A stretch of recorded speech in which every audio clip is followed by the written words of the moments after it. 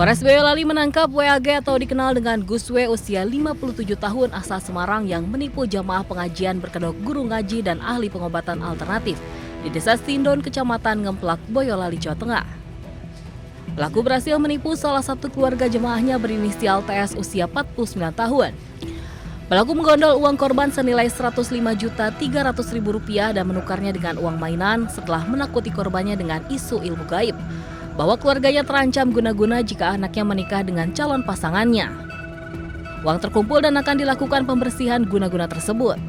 Tidak lama aksi penipuan dijalani saat korban meninggalkan ruangan untuk ke kamar mandi. Pelaku yang juga seorang residivis memanfaatkan kesempatan untuk menukar uang asli dengan uang mainan yang telah disiapkannya. Korban sadar menjadi korban penipuan lalu melaporkan WAG ke Polres Boyolali. Meletakkan uang tersebut di atas piring di suatu tempat itu, kemudian korban beserta dengan suaminya membuka bungkusan tersebut. Ternyata yang diketemukan adalah satu ikat uang palsu, yang mana uang asli yang dibungkus terlebih dahulu itu sudah dibawa kabur oleh terlapor. Pelaku juga merupakan residivis kasus penipuan dan penggelapan di wilayah Kalimantan. Dari Boyolali, Jawa Tengah, Tata Rahmanta, iNews melaporkan.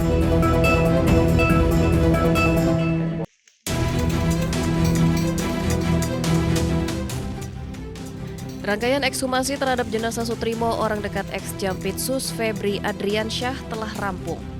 Fakta baru diungkapkan oleh Ketua Tim Dokter Forensik, di mana hasil pemeriksaan luar dan dalam tidak ditemukan adanya luka benda tajam atau tumpul. Dan untuk mengetahui penyebab mulut Sutrimo mengeluarkan busa sebelum dinyatakan meninggal dunia, tim forensik juga melakukan swab terhadap jenazah Sutrimo. Dari hasil pemeriksaan dalam, pemeriksaan luar dan pemeriksaan dalam, secara visual, kami tidak mendapatkan tanda-tanda luka yang dimana diakibatkan oleh karena kekerasan tumpul maupun kekerasan tajam. Namun pada waktu kami ekshum tadi sudah tidak ada di ini kan, tetapi kami mencoba melakukan tadi pemeriksaan laboratorium, mengambil dengan cara mensuap, ya. Apakah di situ masih ada sisa-sisa dari yang terkandung dari ini, kita tunggu dari hasil laboratorium tersebut.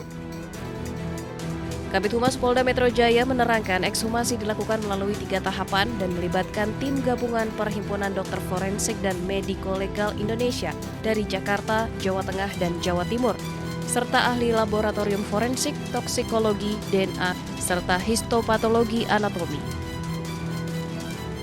Pelibatan berbagai institusi dan disiplin keahlian dilakukan untuk menjaga objektivitas, integritas pemeriksaan, dan akuntabilitas ilmiah, sehingga dalam pelaksanaan pemeriksaan dapat diuji dan dipertanggungjawabkan sesuai kaidah keilmuan.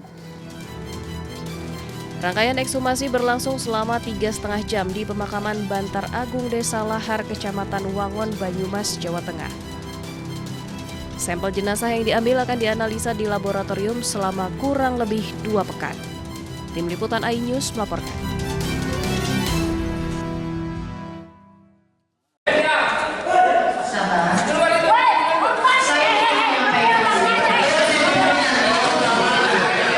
Rapat paripurna DPRD Goa, Sulawesi Selatan memanas. Situasi pun berubah ricuh usai dipicu teriakan dari sejumlah orang yang hadir dalam ruang rapat. Rapat ini menghasilkan keputusan pemakzulan terhadap Bupati Goa, Husniyah Talenrang, atas kesepakatan seluruh fraksi. Husniyah yang berbicara di atas mimbar terkait klarifikasi kasus yang menjerat dirinya sontak mendapat hujan interupsi. Dengan tegas saya menyatakan bahwa semuanya melalui proses. Ya, di sini bukan tempat kita untuk menghakimi atau mengadili. Masih ada proses selanjutnya. Saya menghargai, ini adalah rumah rakyat. DPR adalah mitra kita. Dengan harapan kehadiran saya ini akan menjaga dan menjalin harmonisnya hubungan antara DPRD, legislatif dengan eksekutif. Sebelumnya, Husniah diperiksa tim Pansus Hak Angket atas 3 kasus, yaitu dugaan korupsi seragam sekolah gratis sebesar 16 miliar rupiah, pencabutan sepihak bantuan beasiswa program doktoral salah satu mahasiswi, dan dugaan perselingkuhan. Dari Goa, Sulawesi Selatan, Bukma, iNews melaporkan.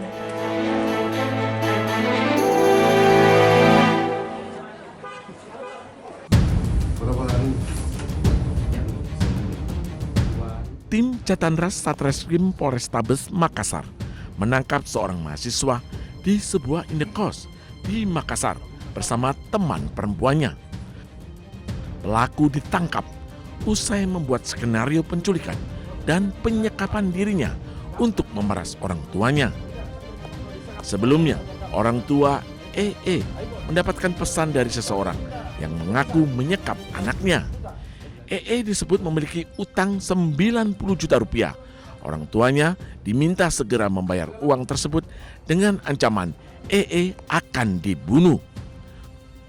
Uang tersebut rencananya akan digunakan EE untuk gaya hidup dan berfoya-foya. Berhasil mengungkap dan berhasil menemukan anak yang dimaksud. Namun setelah dilakukan pendalaman, ditemukan fakta bahwa yang melakukan pengancaman bahwa anak itu diculik dan sebagainya adalah merupakan korban itu sendiri, dengan membuat satu sandiwara dengan alasan untuk bisa mendapatkan uang dari orang.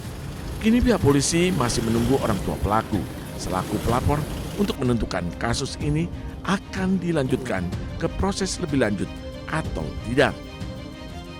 Dari Makassar, Sulawesi Selatan, Leo Muhammad Nur, iNews melaporkan.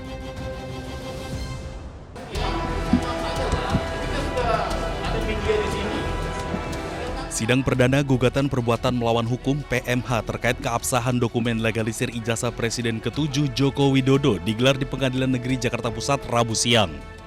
Agenda sidang adalah penyerahan dan penyampaian perbaikan gugatan dari pihak penggugat yakni Bonatua Silalahi dan Muryono Aladin. Kuasa hukum penggugat menyampaikan majelis hakim serta pihak tergugat telah menerima berkas perbaikan gugatan tersebut. Substansi utama yang dipermasalahkan adalah terbit dan digunakannya legalisir fotokopi ijazah Joko Widodo saat mencalonkan diri dalam Pilkada Solo, Pilgub DKI Jakarta hingga Pilpres yang dinilai tidak memenuhi syarat formil administrasi, seperti ketiadaan tanggal dan tahun pengesahan. Makanya ini saya merasa bahwa dengan tiadanya tanggal itu menghilangkan jejak penelusuran, sehingga kita tidak bisa mengkoreksi benar nggak dulu dilegalisir.